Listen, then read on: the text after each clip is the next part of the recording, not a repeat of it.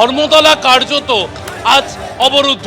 আমি এই মুহূর্তে দাঁড়িয়ে রয়েছে এসপ্ল্যানেড মেট্রো স্টেশনের সামনে, এবং যে মূল যে অংশকে ধর্মতলা মোড় ধরা হয় এসপ্ল্যানেড ম্যানশন বিল্ডিং এর সামনে দেখতে পাচ্ছ, একেবারে আমরা দেখতে পাচ্ছি হাজারে হাজারে সরকারি কর্মচারী, বিভিন্ন সংগঠন তারা এখানে জড়ো হয়েছেন। এবং একেবারে ধর্মতলা যেদিকেই তাকানো যাবে আজ শুধুই বিভিন্ন সংগঠন, সংগ্রামী যৌথ মঞ্চের ছাতার তলায় যে বিভিন্ন সংগঠন, সেই সংগঠনগুলি আজ এখানে জড়ো হয়েছে। কর্মচারী সংগঠন এবং কর্মচারীদের বকেয়া ডিএ প্রদান সহ একাধিক দাবিতে তারা সরব হয়েছেন।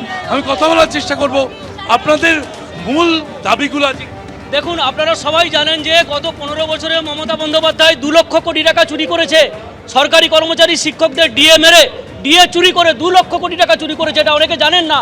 এবং সেই টাকা দিয়ে উন্নয়নের নামে আজকে রাস্তাঘাট করছে, একবার ভাঙছে একবার করছে, এবং সেখান থেকে কাটমানি কাটছে।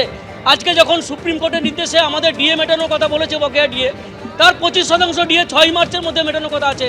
উনি কোনো উচ্চবাচ্য করছেন না, কোনো সাড়া দিচ্ছেন না।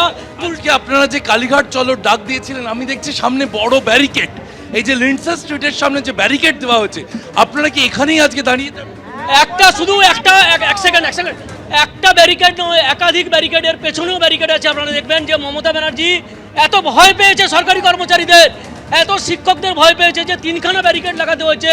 পুরো ডিসি সেন্ট্রালের নেতৃত্বে কয়েক হাজার পুলিশকে নামিয়েছে। সরকারি কর্মচারীরা বৈধ দাবিতে নেমেছে। কি আজকে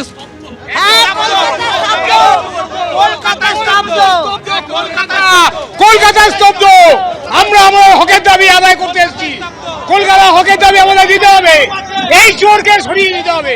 মমতা ব্যানার্জি কথা বলছিলাম আন্দোলনকারীদের সঙ্গে,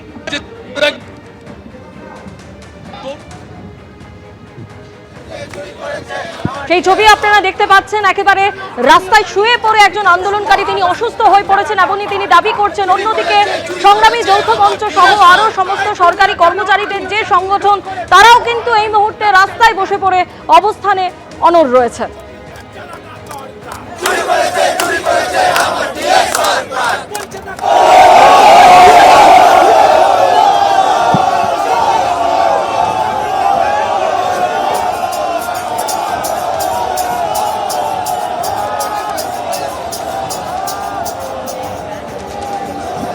এবিপি আনন্দ, এগিয়ে থাকে, এগিয়ে রাখে।